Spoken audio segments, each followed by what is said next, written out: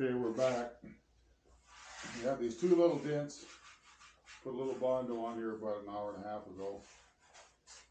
So this is the last of the filler I'm going to put on. Just going to touch it a little bit with the orbital.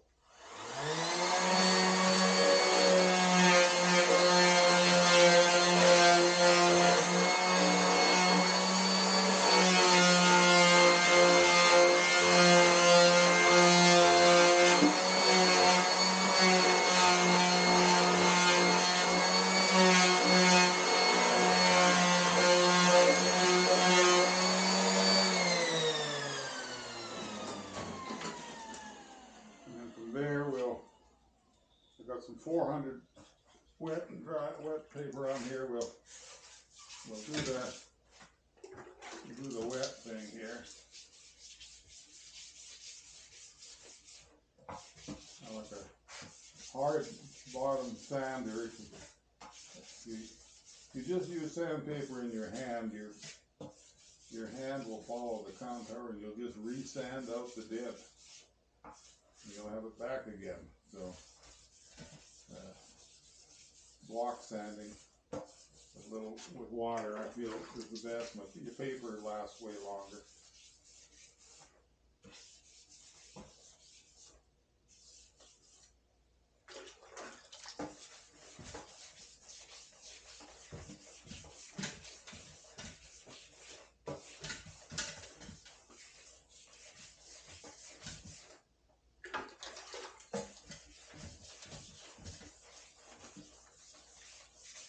You watch your edges that they feather.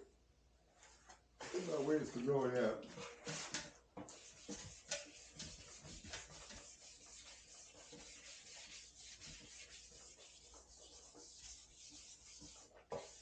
But those two dents were just you just see them plain as day if you just painted over that. And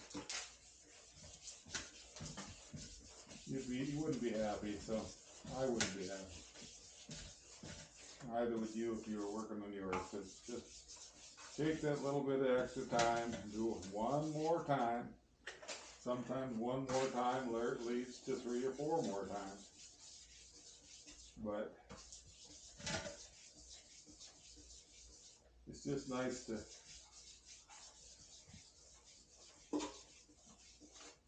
have it as close to perfect as you can with a little bit of extra effort.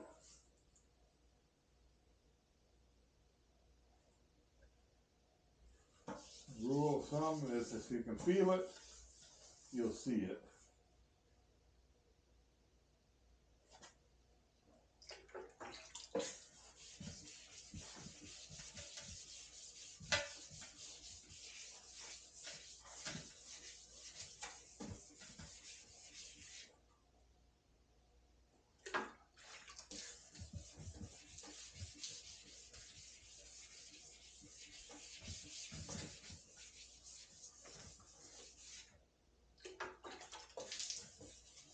Keep lots of water on it, keep the paper lubricated, and yeah,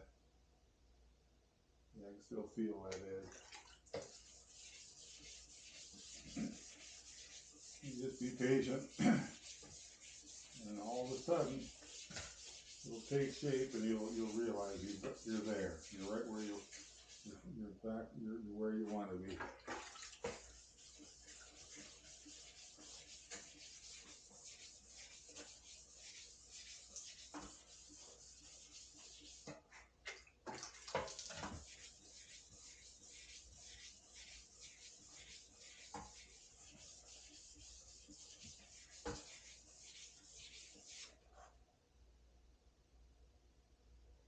Still feel it there a little bit.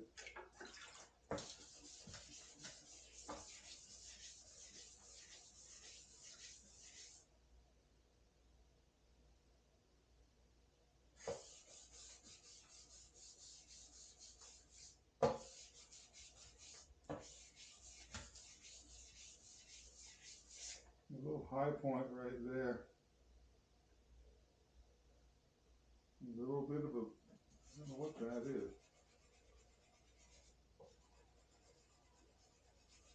There's a spot in the Bondo that doesn't want to sand. a little bump.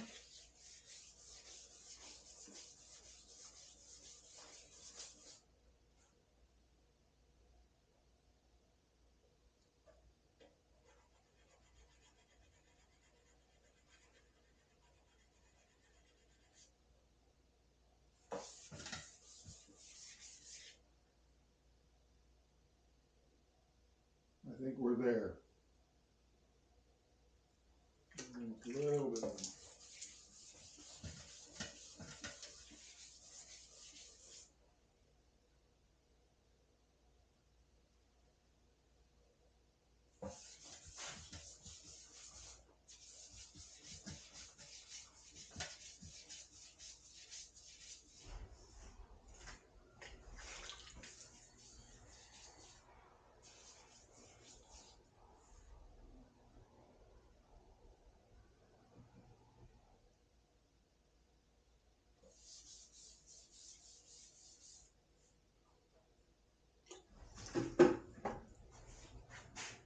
Alright.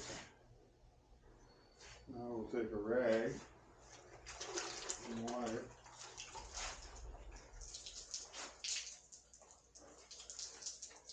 And you can see a light from the fluorescent light. You can find it, make it cross over that, where that dent was. The light stays nice and straight, you know you got it fixed.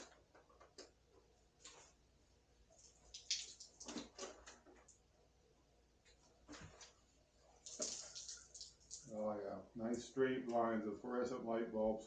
Very little waver there. It's going to be good enough. So I'm going to wipe up this water. Clean this up.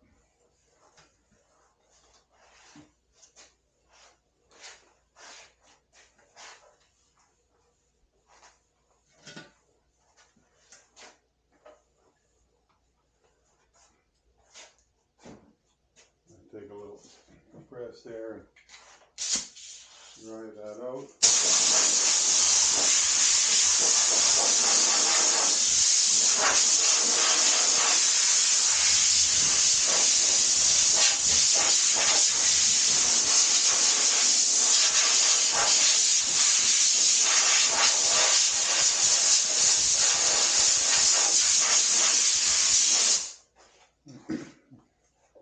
Take a whisper of primer over that.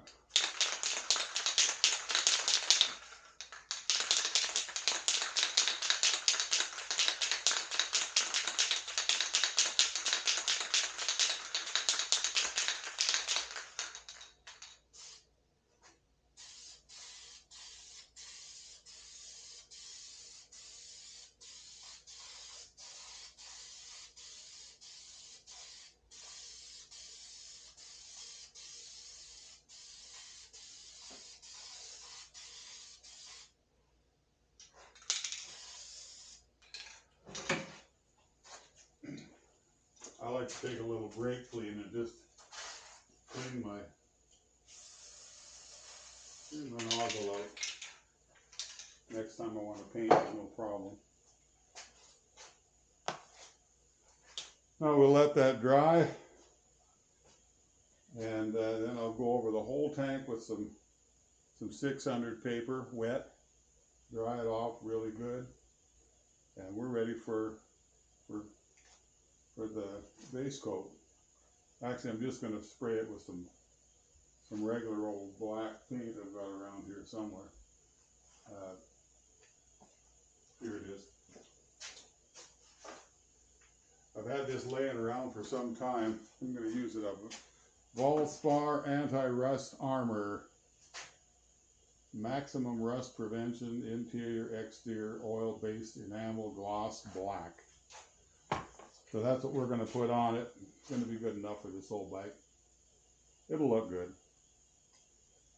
So anyway, just thought I'd show you how I do a little bit of wet sanding and prepare an old gas tank. The finished product hopefully is going to look pretty nice.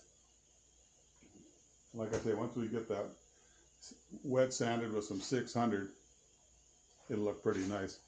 I'll just show you how how nice the ordinary paint can turn out.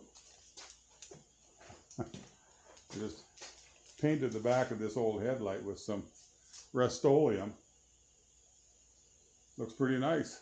If I had enough Rust-Oleum, I'd spray it on there, but I got this whole quart of paint that's been sitting around for years. I'm going to use it up. But yeah, for this kind of a project, it's not something that I'm going to enter in shows or anything like that. So it's something I'm going to use, and this method here works just fine for me. So I hope this was helpful to somebody. I know one of the things that helped me the most was having fluorescent tubes in my shop. I'm looking at that reflection on the wet surface after you've sanded. If you see a little waver in there, you know you got to do some more work. Otherwise, that waver will really show up in your nice finished paint job. Anyway, again, hope you enjoyed this. Feel free to share it around with your friends, and give me a like if you liked it. And we'll see you once I get the finished paint on here. I'll post another little video. Get this thing shut off.